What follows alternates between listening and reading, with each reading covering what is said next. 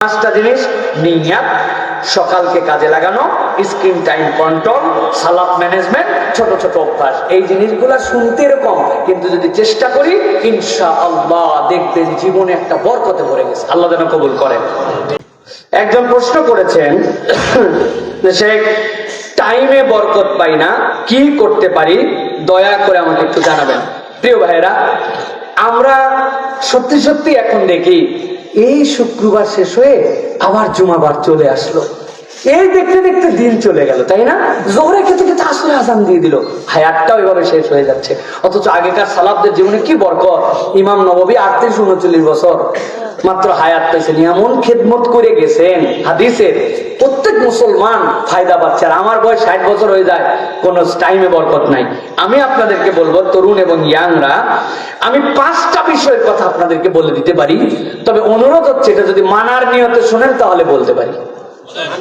জি, 1 নম্বরে, কেউ যদি তার টাইমে বরকত পেতে চায় তাহলে হাদিস আমাদেরকে ইন্ডিকেশন দিচ্ছে তার নিয়ত বিশুদ্ধ করতে হবে। Intention is very important. আপনার ইন্টেনশন আপনার টাইমে বরকত দিবে। আপনি আল্লাহর কাছে নিয়ত করেছেন, আল্লাহ তুমি আমার সময়ে বরকত দাও। ইন্টেনশন এবং দোয়া, নবীজি দোয়া শিখিয়েছেন, আল্লাহুম্মা বারিক লি ফি আওকাতি, আল্লাহ তুমি আমার সময়ের মধ্যে বরকত ঢুকায় দাও। সুবহানাল্লাহ।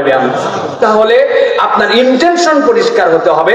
কেননা আমাদের যে এই নেটওয়ার্ক, ব্রেন আমাদের যেটা কাজ করে, যেটা নিউরাল নেটওয়ার্ক বলি আমরা, এই নিউরাল নেটওয়ার্কটা বান্দার ইন্টেনশনকে ফোকাস করে, যে আপনি কোন নিয়তে কাজ করতেছেন এটা সে সুন্দর করে ব্রেনে খাটায় নেয়। ওই খাটানোর কারণে আমার টাইমে তখন আল্লাহ বরকত দেন। সুতরাং নিয়ত বিশুদ্ধ করতে হবে এবং আল্লাহর কাছে দোয়া করতে হবে।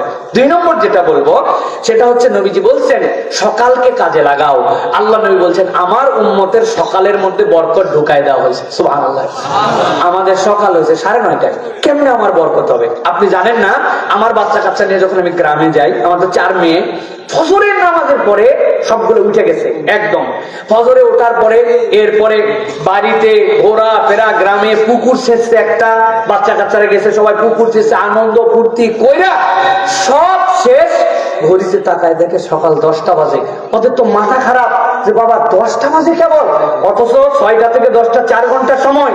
ওরা এরপরে 10টার পরে আসে ক্লান্ত হয়ে শুতে গেছে। অথচ এই বাচ্চাদেরকে শহরে স্কুলে পাঠানোর সময় 7:30 8টার সময় ঠেলা লাগে। তার মানে সকালের বরকত আছে। আমরা অধিকাংশ টাইমের বরকত পাই না, সকালের সময়কে কাজে লাগাই না।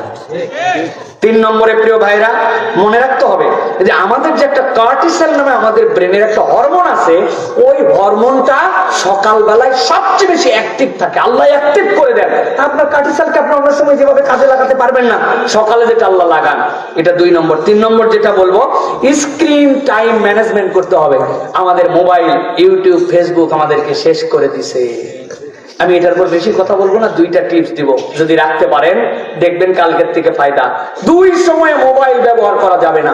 1 নম্বর, ঘুমানোর আগ মুহূর্তে, ঘুমানোর 1 ঘন্টা আগের থেকে মোবাইল বহুত দূরে, ও মাথার কাছে চার্জ দিয়ে বন্ধ করে এরোপ্লেন মিট করে, না না না না, এই শয়তানকে সুযোগ দেওয়া যাবে না। ওইটা আপনার থেকে 100 হাত দূরে ডয়ারে রেখে দিয়ে আসবেন। আর ঘুমের থেকে উঠে মোবাইলটা হাত দিবেন না। ঘুমের থেকে ওঠার পরে দোয়া আছে, আল্লাহ রাব্বুল আলামিনের কাছে নিবেদন আছে, আজকার আছে, এরপরে ফজর আছে। তারপরে আপনি ঘুমাতে যাওয়ার 1 ঘন্টা আগে আর ঘুমের থেকে উঠার 1 ঘন্টা পরে মোবাইল ধরবেন। আগামী 7 দিন করেন, আপনার টাইম ঠিক হয়ে যাবে। প্রিয় ভাইরা, মোবাইল ব্যবহার, স্ক্রিন টাইম চেক করা, এটা তার ইচ্ছায় নয়, আমার ইচ্ছায়। আমার ইচ্ছায় সেটার ব্যবহার হবে। আর একটা জিনিস মনে রাখতে হবে, ইমার্জেন্সি আর প্রায়োরিটি আপনাকে এটা আলাদা করতে হবে। আপনি একেবারে খালি নোটিফিকেশন আসলেই দেখার জন্য অস্থির, খানিকক্ষণ পর পর একটু কমেন্ট দেখার জন্য অস্থির, খানিকক্ষণ পর পরে আপনাকে মনে হচ্ছে যে মিস কল কে দিচ্ছে, এটা কল ব্যাক করে চেক করা লাগবে না। আপনাকে বুঝতে হবে যে আমার এর থেকে গুরুত্বপূর্ণ কাজ থাকতে পারে। সুতরাং মোবাইল আমি চালাই, আমাকে যেন মোবাইল না চালায়। মনে থাকবে তো এটা। 4র্থ যেটা বলবো প্রিয় ভাই, সালাত ম্যানেজমেন্ট। যার সালাত ম্যানেজমেন্ট ঠিক, এটা হচ্ছে, এটাকে বলা হয় ইংরেজিতে টাইম ব্লকিং। ডিফ্র্যাগমেন্টেশন, একটা কম্পিউটার যেরকম ভাগ করা থাকে, আল্লাহ সালাতকে আপনার জন্য টাইম ব্লকিং করে দিয়েছেন। ফজর থেকে জোহর, জোহর থেকে আসর, আসর থেকে মাগরিব, এইগুলোর মধ্যে যে আপনার ম্যানেজমেন্ট, এটা যদি আপনি 100% সালাত করেন এবং ম্যানেজমেন্ট করেন, আপনার টাইমে আপনি এক পবিত্রতম বরকত দেখতে পাবেন। তাছাড়া যে জামাত করে না সেই বরকত জীবনের চোখেই দেখবে না। সর্বশেষ যেটা বলবো প্রিয় ভাইরা, সেটা হচ্ছে ছোট ছোট অভ্যাস এবং আমাদের হ্যাবিট গুলো আমাদেরকে পরিবর্তন করতে হবে। নবীজি এটার ব্যাপারে আমাদেরকে বলছেন, যদিও কম আমল কিন্তু যদি রেগুলার হয় আল্লাহর কাছে ওইটাই বেশি প্রিয়। সেই হিসাবে আমাদেরকে চেষ্টা করতে হবে যে আমাদের যে ডোপামিনের যে স্থিতিশীলতা, এইটা কিভাবে আছে, ছোট্ট ছোট্ট অভ্যাস কিন্তু কন্টিনিউ, আমি যেটা করি ছাড়ি না। আমার ছোট্ট অভ্যাস, প্রত্যেক সালাতের আগে একটু মেসওয়াক ডলা দেই।